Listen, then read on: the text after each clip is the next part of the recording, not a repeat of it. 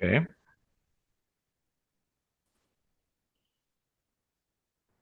very good. All right, I'm back with you, Bill, N6NBN in Bellevue, Washington, part five of our Winlink series. We did some of this already, Winlink on HF, so there'll be some overlap, but I've also got some things to do that you can do with your Winlink HF. So let's see how far we get with this. If I run out of material, I've got plenty that we can head start for next week on Winlink troubleshooting. So let's see what happens here. Do Winlink over HF. Here we go. So some of you are already very successful with your Winlink HF. So you don't need me to tell you how to get it working. But let's go over some of the basics anyway. One of the best things we found out about digital data is that you don't need as much RF power. You can lower your power. Your antenna is very important, though. Better the antenna, the better that power is going to do. I have a lot of success on 20 meters. It seems to be a very nice go-to band that works long distances at just about any time. And I found, of course, that 80 meters is much better for short distances, especially if you're doing an NVIS antenna. As you play around with HF WinLink, do like I did. Keep track of the gateways that you can get into, and probably time of day is a good thing to note as well. So you have some idea, especially if they're in the dark, east of you, for instance. And always update your WinLink Express channel selection table whenever you've got an internet connection. Or you can do it over the radio too if you've got at least one gateway to connect to. It takes longer, but that way you get the latest propagation predictions. If you're not yet successful with your WinLink HF setup, test out your voice capabilities and make sure that your rig and antenna are performing correctly. A gadget that I was introduced to a few years ago by one of my colleagues here in Seattle, I found to be very useful for testing your HF. Reversebeacon.net is the website. It's a free service, and there are volunteer HF listening stations all over the world monitoring multiple bands. And you can send out either a PSK 31 or a CW string over the air, and then you can look at the website and see where you were heard. And here is an article, and the link from the slide deck will take you there as well.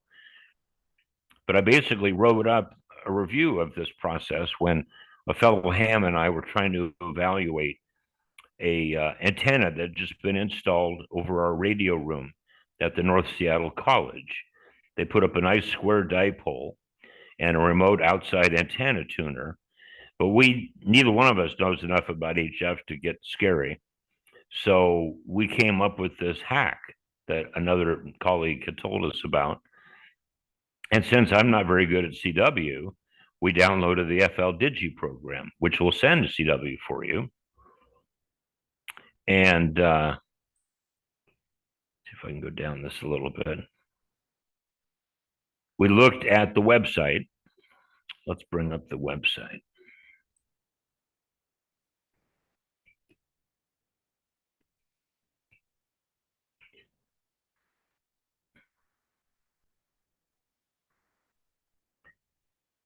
And this lets you, it's just not what I wanted. There we go.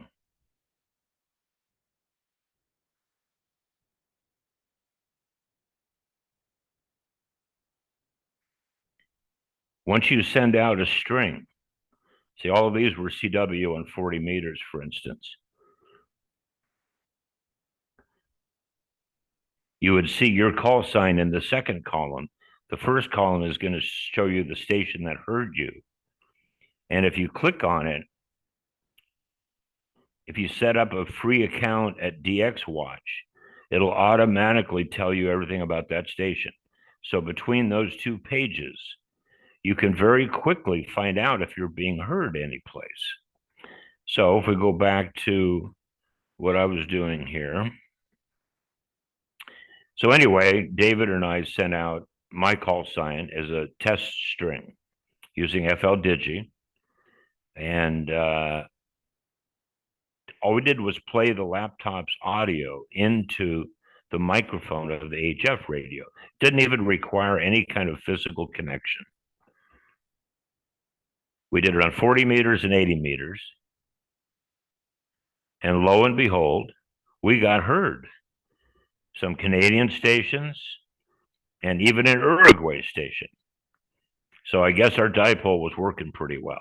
And that made us feel pretty good because we actually thought, now we have some understanding of what we're able to do with this equipment without even talking to another human being. So this is available to anybody. It took minutes to set this up. Very, very simple. But this is a hacker solution. I'm more of a computer person than a radio person a lot of the time. And this turned out to be a very helpful tool. Okay, let's see where my slide deck went. Let's see. Hang on a second. I'm going to stop sharing and find my deck again.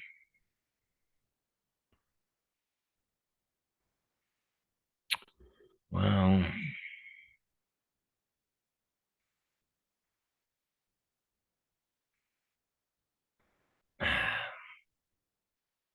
I'm not as good at Zoom as I should be.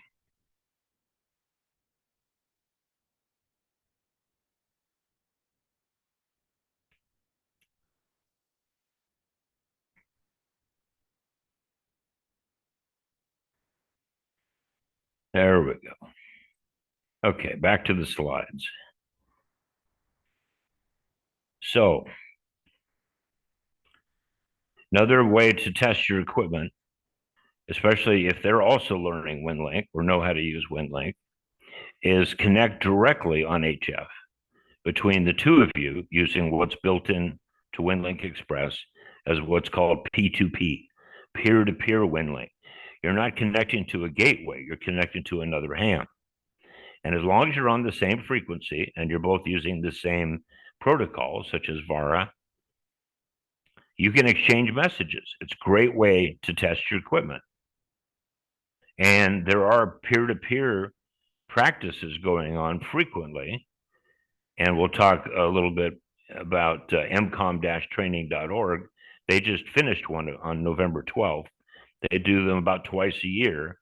And they have people doing peer-to-peer Winlink all over the country and keeping track of it all, which is pretty cool. So it means that you can use these tools even if there's no infrastructure running anywhere, just two people with radios. If you are successfully using Winlink over HF, you might be asking yourself, great, what do I do now? Well, I got some ideas.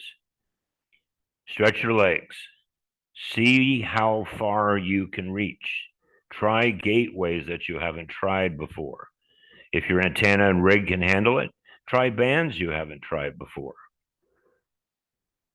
If it's daytime where you are, try connecting to stations east of you that are already in nighttime. The propagation will be better. See the mcom-training.org website to find out more about those P2P exercises. Find out if your local areas, races, ACS teams are using Winlink. I hope they are.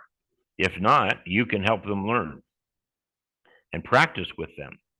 The nice thing about Winlink is that you can participate in exercises anywhere on the globe. You don't have to reach them directly by radio because it's email and radio. So you can participate in Winlink Wednesdays in Europe, for instance. And the best way, I've certainly found this to be true, Elmer Other Hams, the best way to learn, best way to improve your skills is to teach and help people figure out how to solve problems, work together with them. It's very satisfying. One of the things we're doing here in Seattle is we discovered that the Red Cross no longer offers a way to get messages out of the area. They had a website called safeandwell.org, and they shut it down, probably for legal or HIPAA reasons. We don't know. Well, anyway, one of the things we're starting to practice here is we know that if we're working at a shelter with a radio setup, people are going to be coming up to us. If they can't reach their relatives by phone because the internet's down or cell systems are down, one of the things you can do with Winlink is contact non-hams, anybody with an email address. In fact, all cell phones actually have email addresses. And also, we're learning a lot about how to use Winlink to put messages into the national traffic system. And it's also its cousin, the Radio Relay International.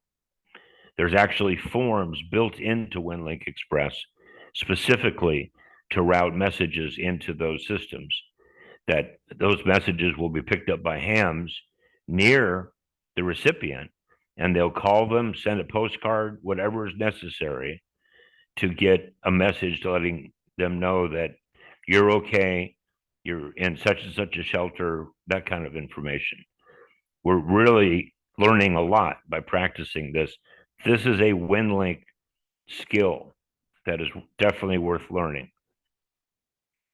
Another thing is to help hospitals move data when their normal systems aren't working. And this has to be practiced. There's a hospital status form built into Winlink Express so that the hospitals can keep track of how many beds are available, how many OR beds, ER beds, pediatric, psychiatric. This is crucial to them, especially in a large scale emergency. The hospitals need to be in touch with each other, and that could be a large problem. Also, if you've got HF capability, as well as VHF and UHF, you can be a local relay point, helping messages get to the outside world from local hams that don't have HF capability. And we practice this too. Back to the out of area contact. This is the lady that started this program.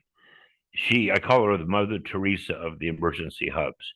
There's about 60 neighborhood hubs in Seattle, and she goes around and helps them get organized and find funding. And the whole idea is that in a large scale emergency, nobody is coming for at least 2 weeks. And most people aren't going to handle that well. But these neighborhoods are already making plans and working together and practicing to help each other during those times when there are no services coming, no 911, nobody.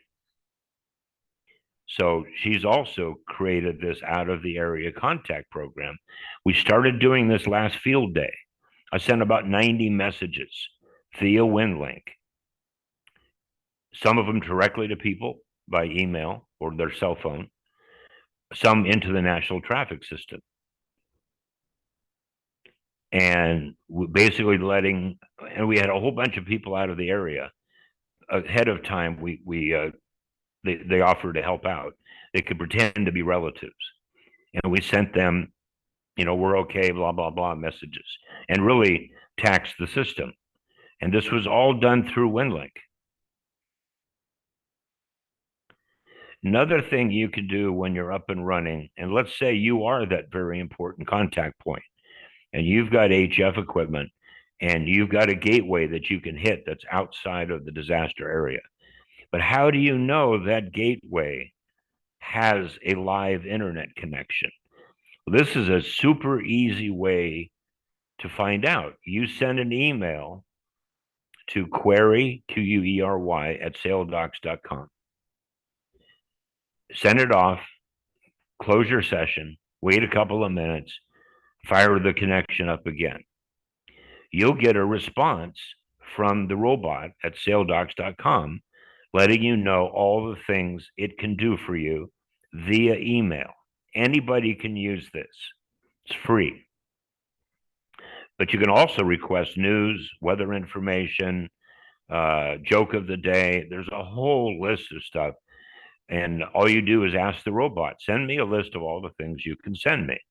This was created for the folks that sail out in the middle of the ocean and have nothing but what they call sail mail, which is Winlink over single sideband. But we can use it too. Anybody can use it. But if you get an answer back from the robot, that confirms that that gateway that you connected to has a live internet connection. That's a very useful tool. I work with this group as well. We've been doing Winlink drills for a couple of years. We do every other Thursdays. We call Winlink Thursdays. And we do the larger drills, both normal Winlink and peer-to-peer, twice a year. And I thought I knew Winlink pretty well. I've been fooling around with it for about 15 years. I have learned a great deal because the guys on this team write really good, real world based exercises. And they're making us push our skills so we're better Winlink operators. We can serve our served agencies better, not just sending and receiving mail, but sending formatted data, photographs, accurate reports, lat-long information from wherever we are. Check out mcom-training.org. They got a free mailing list you can join to find out what's going on. And I post whatever we're doing on the website as well. That is all I have for the slides.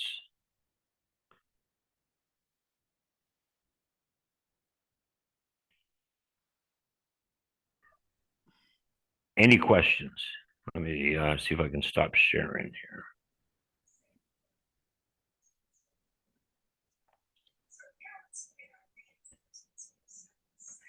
Let's see. Oh, I know why. There we go. And I've got, as I said, plenty of material that's actually part of next week that we could go into. But I also wanted to find out how people are doing with their own Winlink traffic. I got some good messages and responded to them recently. Let's see what's in. Nothing new in the chat. So, Bill, I have a question. Yes, sir. This is Joe. I'm at the coast and I have no access to my radio right now. But if I wanted to go and, is there a way of intercepting your mail for Winlink that is stored up? Can you go on use the internet to log into Winlink and then pick up your mail that way too? You can, absolutely. That's an extremely good question. If you've got internet, you can go to the winlink.org website and you need your passwords. You get to log in with your call sign and your Winlink password. And then they have what's called webmail. Just like many current mail services, you can actually go to your mail and read your messages, and you can send messages from the website. The only thing I have found that's disturbing about this system is that if the mail has an attachment, for some reason, they don't show you that there's any attachment. We ran into this on a drill as we were doing with the county, and they were using this webmail at their end. They didn't have a radio setup, so we were sending them Winlink messages, and they could not read the attachments we were sending them. So that was a big uh-oh for our future plans. But of course, we would have preferred that they were doing Winlink by radio, which is what Winlink is for. But this system is available to any Winlink user. So definitely give that a try. Also, though, of course, your Winlink Express, if you've got an internet connection, you can do WinLink Express using Telnet. And so you've got a second way to do it. And that way your mail continues to collect in your WinLink Express program. Just like normal, you're just bypassing the radio part. And that's the same thing we have people do when they're just learning WinLink Express. We don't even do the radio up front. We just get them into the program, have them create their email account with their call sign, and start learning the program. And we found that to be a really good first step. In fact, we did that early in this WinLink class. So let us know how that works out for you, Joe, when you try that. Hey, Bill. Yes, sir. Just got one thing to add. You had mentioned that sometimes it doesn't clearly indicate or doesn't indicate at all that there's an attachment. And I have found that other email services may indicate it, but not clearly. And so something that I always do is if I'm sending an attachment, always mention it in the body of the text saying attachment. That's a really good idea. They know to look for it. And in fact, just back to that drill that I mentioned, that we found this to be a problem because we did not really know how the data was going to be used. It was an exercise, but we don't know if they were going to copy and paste it into something else. So my idea was to duplicate the data in the body of the message. Even if it wasn't formatted in a fancy way, they could at least get something out of the message that you sent. But that's really good thinking, is put something in there that says there is an attachment. I looked at the winlink.org webmail and I could not figure out, though, even if you knew there was an attachment, how to retrieve the attachment. But there's probably something there that I just didn't see.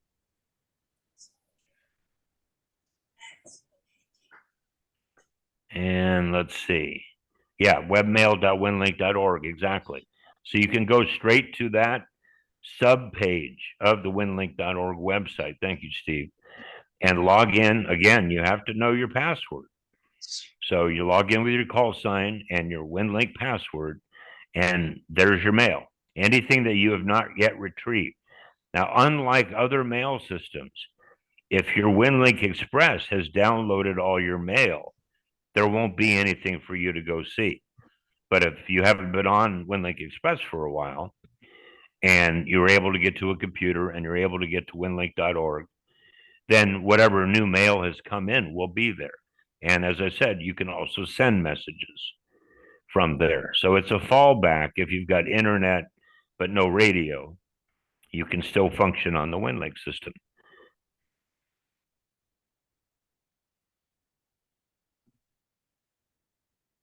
I'd like to point out. Go ahead, Steve. Yeah, I'd like to point out that if you're into the WinLink webmail, that will not keep your account timer going. It will not keep that active. So if you're not on inside of the 400 days, it'll go away. That's true. It only lasts for 400. In fact, if you don't access your account for more than 400 days, I think they drop you. It seems to me let's go in. I will log in with my account.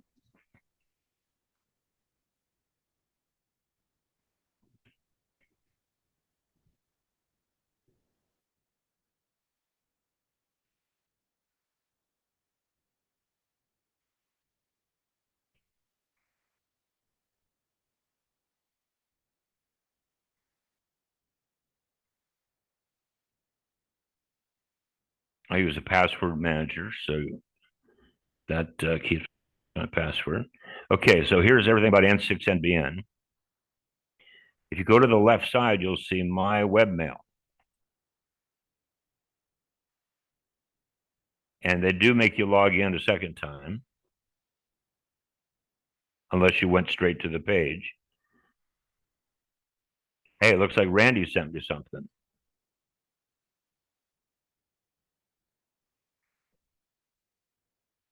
Yeah, unfortunately, I'm not at a radio station, Randy. Thank you for your offer. I thought about it. I was going to go to the Red Cross and play, but I decided we'll do that next week because we're going to do some troubleshooting next week. But okay, so I'm going to reply to him since I'm not at a place that I can do radio. I'm going to go ahead and reply.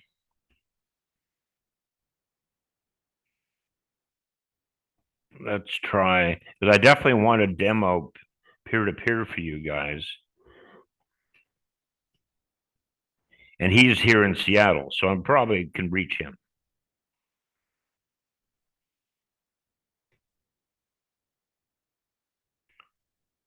The problem that I have, I'm very organized, I guess, about my email, is that I want a copy of every message that I send and receive on a computer that I use all the time for Winlink. So I can always go back and find old messages. When I'm doing it over the radio, I've got Winlink Express set to CC to my Gmail account, everything I send out. So at least I've got a copy. And if people reply to those messages, it'll also get CC'd to my Gmail account. So I do have an archival copy of all of the Winlink communications I've done. Because once it's downloaded, it's gone. This is an old style email system, what they call post office protocol. Once your mail has been downloaded, it disappears from the system. Most modern email systems do not work like that. When Hotmail, Yahoo, Gmail, Outlook.com, the mail is still there unless you specifically tell it to delete. But in Winlink, once it's been retrieved by Winlink Express, it's gone. You note that I only had one message in my inbox. I get tons of mail, but I did use Telnet a little while ago to check my mail, and that downloaded everything that was waiting. I wonder if any spam got through. I doubt it, because they're very, very good at blocking spam. So yeah, try out the winlink.org, which will make you find out what your password is if you don't know, and learn how to use webmail, because this is a good fallback. Sometimes I just log in just to see what's waiting for me, but I'll still download it on my radio computer because that's where I want the messages to end up eventually. All right, let's log out of that.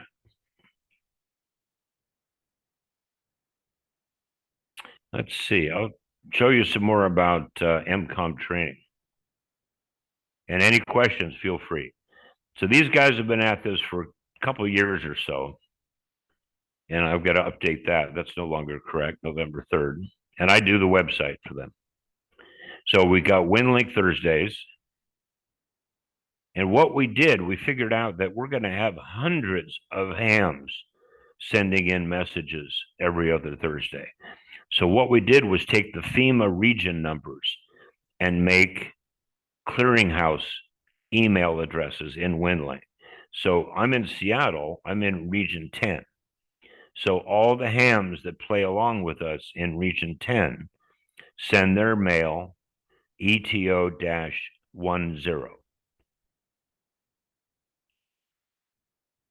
And we just follow along with the FEMA numbers. Now we have a couple extra ones. We made one for Canada, made one for people outside the United States. We used to have a separate one for Hawaii and Pacific Island territories, and now we put them in with their FEMA Region 9. So this way we can have 12 separate operators, what we call clearinghouse operators, that get all the mail for their region. I actually handle 2 regions. I handle 8 and 10. So every 2 weeks, I set up my Winlink to pull down mail not only for me, but for ETO-08 and ETO-10.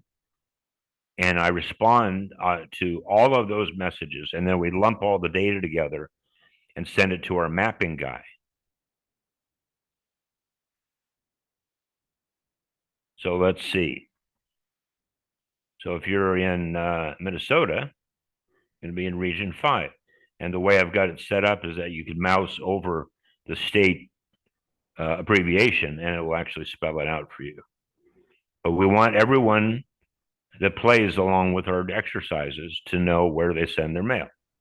So that's the way we do it. And then every time we have a drill for Winlink Thursday, here's our schedule for the rest of the year. So the next one's going to be December 1st. And we'll post that a few days before that. So anyway, anybody that played on November 3rd, we've got a map that shows the data they sent in and where they are, because they're sending in lat long data too. And this has been really well accepted. We've got about 700 hams playing every time we do one of these for all over the country, and a few other countries are playing along as well. And people like to find their data. They like to find out that they made it on the map. So let's see who we got in the region 10.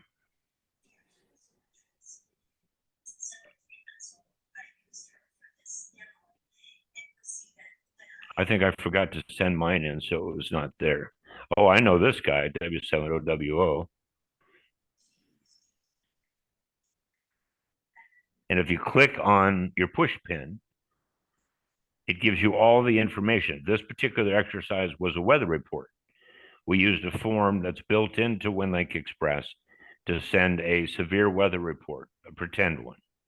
And all of the information that he included is listed right there. Flooding, hail, wind speed. So it shows the value of Winlink to collect information from a real world event.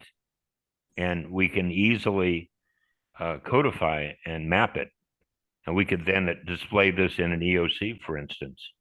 We could have weather reports from all over, or damage reports. But our map guy has been extremely effective. He's come up with other ways to show, like first-time participants, give them a shout out, so they can find themselves on the map for the first time. Also, he's figured out how to log their history and show them how well they've been participating. We try to give people good positive feedback. And if there's different parts of the assignment that they got to get right, he's assigning a grade to them as well. Oh, and then he came up with one for this one for flood level, which I thought was pretty interesting. All of this data was sent in via Winlink. That's what's very, very cool. And Google Maps actually has some very nice tools to let you assemble and map all kinds of information different ways. And he's a really good programmer, so he knows how to manipulate information that then the map program can digest. So in fact, if you go down this page, it starts out with the newest on top, but you can see results from previous exercises as well. Different kinds of things we've asked people to do. And most of the time, the instructions, the original instructions are still there. So you might use that for ideas for exercises in your own group.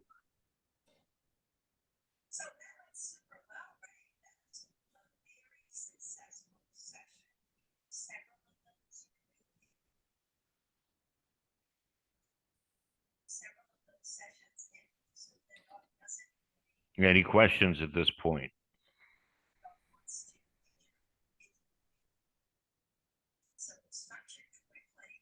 Yeah, so Bill, I successfully participated in Winlink Thursday a couple weeks ago for the first time. Oh, cool. Yep, it worked. But so you did the weather one? Yeah, it was the weather report one. Yeah.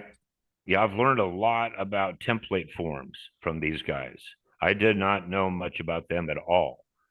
And they use a form of some kind. What's amazing is how many kinds of forms that are in there. And if you ask the Winlink team, they'll put a custom form together for you or teach you how to program it. So we've actually played around with some of our own custom forms that we teach people how to download and use that aren't even built into Winlink Express, which I didn't know you could do any of that. So Bill, when you were going through those new user pages, I did see Randy's call sign on there. Oh, cool. Well, we better go back and look at that then. Let's see what Randy did.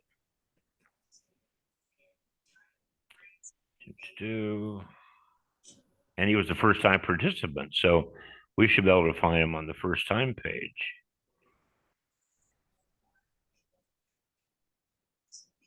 What we found is, and we teach people with the instructions on the page, once you expand this list on the left, you can then use the browser's built-in find on page, Control F.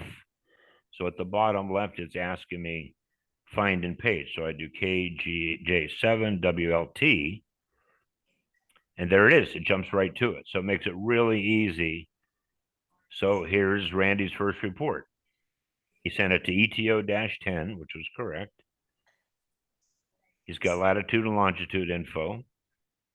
By the way, if you hook an inexpensive GPS to your Windows computer, any form in Winlink Express that takes lat long will automatically fill it in.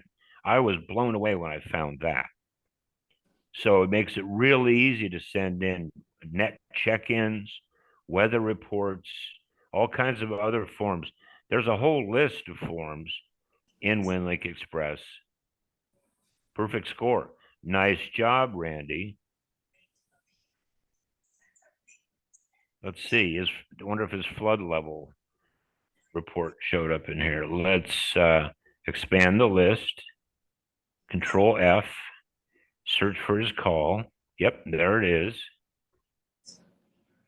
It's actually just the same information, but it's showing it rated by the flood precipitation, none, half an inch rain.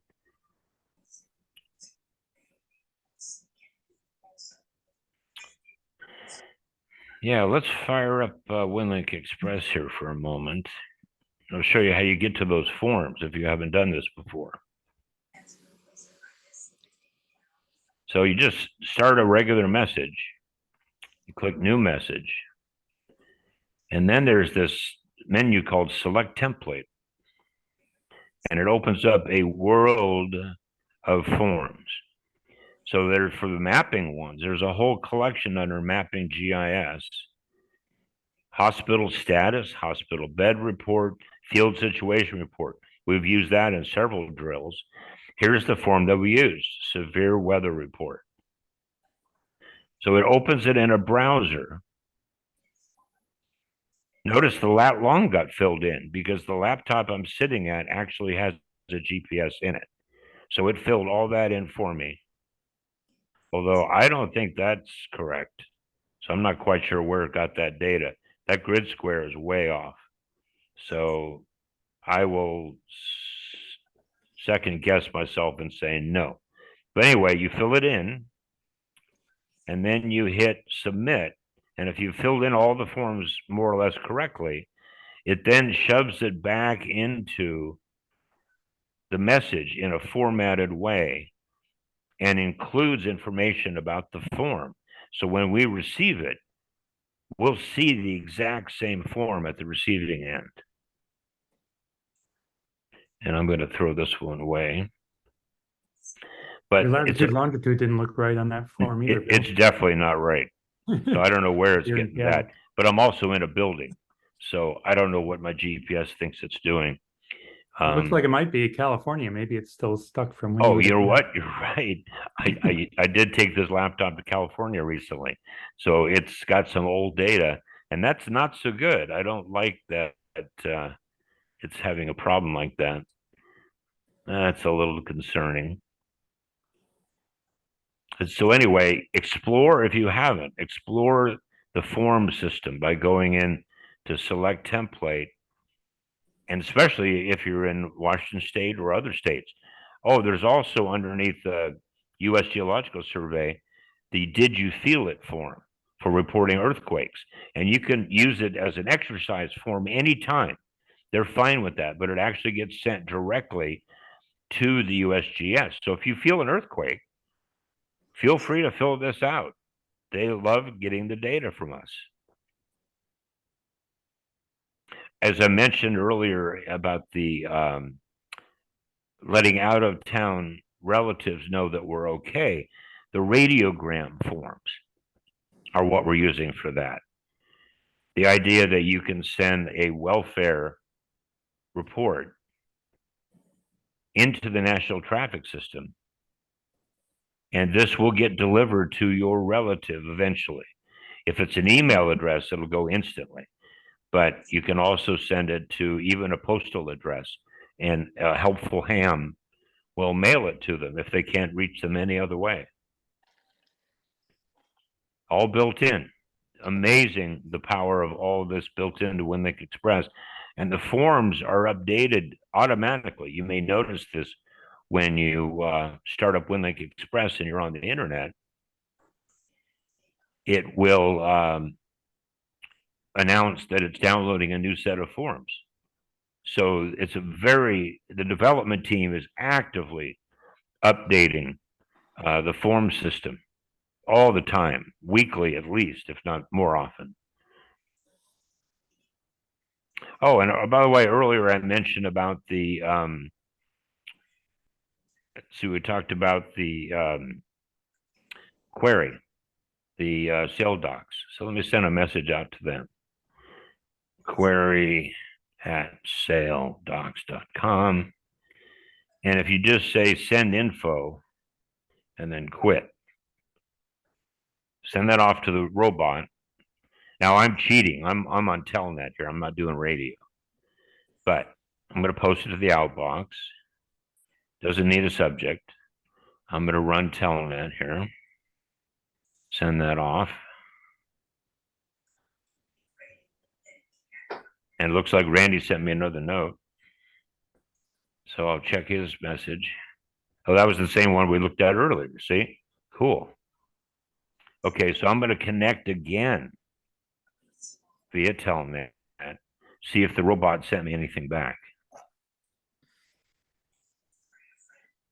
Nope, not yet. Too quick. One more time. There we go. Okay, so if I had done this over the radio, this would have proven that my gateway that I was connected to has an internet connection. Excuse me. So all I had to do was say send info. Even if you don't send anything, it'll still send something back. But if you say send info, it gives you a list of all kinds of things it'll do. If you send a message that says send index, it'll give you a list of everything it knows how to do. You can get weather maps, you can get the news of the day, all by email. And any email address works, not just Winlink. And as I said, it's free. Very, very useful, cool thing to have.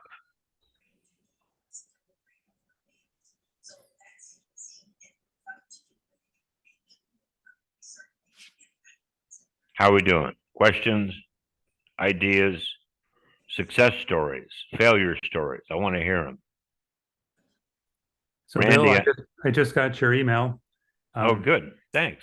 By HF, but it took about 8 minutes to download. I was on a pretty slow connection, I guess. And you're doing it by HF? Yeah. Be sure to try out the sale docs.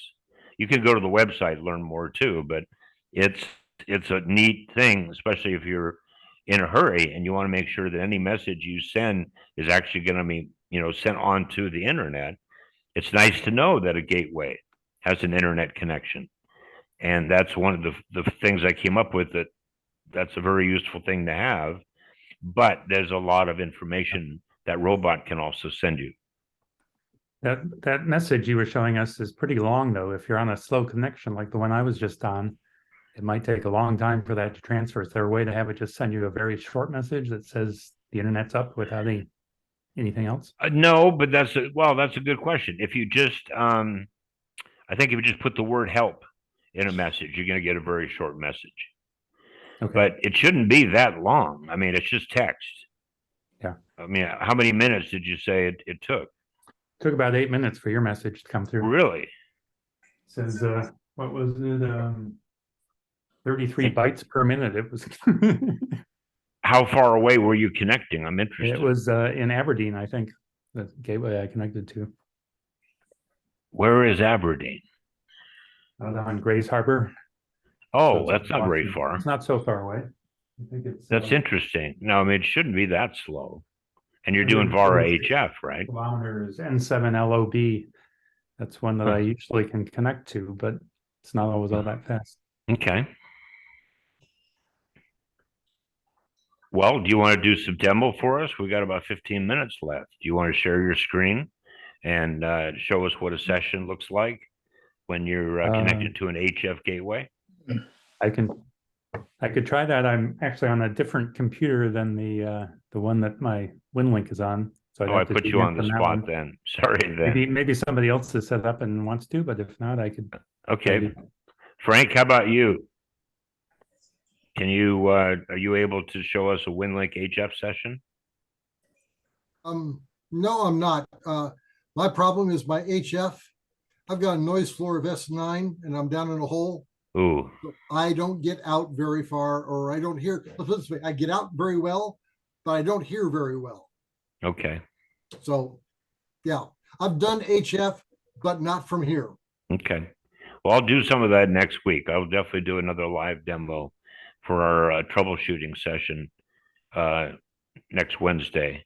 I'll do it from the Seattle Red Cross, and we'll poke around, make some HF contacts. But I'm really curious, Randy. I'm going to test your connection speed. That just sounds way too slow. Even a page of text. Winlink does a certain amount of compression, so I would expect it to just be a few minutes. But that's radio for you. Yeah. Ham radio teaches us patience, at least. Yeah. Sometimes earlier today, when I sent the message to you, it went very quickly through a different node, but then I couldn't even reach that node when I tried again. So I think, the sunset in between probably, and that may have something to do with it. Well, it's totally dark now. What band are you on? Let's see, that was on 80 meter, I guess. Okay. Yeah, you could even try some Canadian station or that North Las Vegas one that cracks me up. KO000. Oh, yes, I have connected to that one, the Klingon station. Yeah, yeah. But that one's extremely slow whenever I connect it. Really? Okay. Do you ever get into XE2BC down just south of the Mexican border in San Diego? No, you mentioned that one, so I tried it a few times, but I've never been able to. Because they're multi-mode, multi-band. They've got an amazing setup there, and that's one of my favorites. I may not be up to it. Okay. Steve, do you have any demo capability for HF that you could show us? No, not for HF. I'm still trying to work out what I thought was a problem with my signal link, but it may end up being a driver problem. Oh yeah, those are fun. Because I couldn't even get it to work on FL Digi, so that's why I think since the last time I had it working, I probably upgraded the operating system a couple times and changed computers. So, And please remind me, what radio do you have for HF? it's a Kenwood TS480. Okay, obviously no built-in sound card. Nope. Nope. It does do 200 watts. No, that's nice.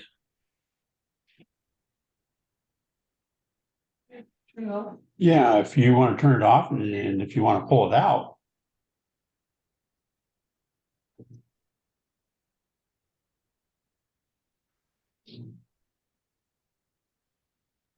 Let's see. I'm going to think about my slide deck here for a minute. See if there was anything else that I missed.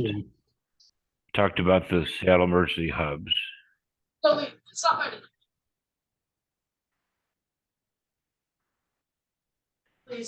Joe, is that you coming through on audio? It's Ray, probably. I was just going to say, I'm going to go ahead and drop the recording and just kind of let us free conversation here for the rest of the meeting. I appreciate that. Thanks.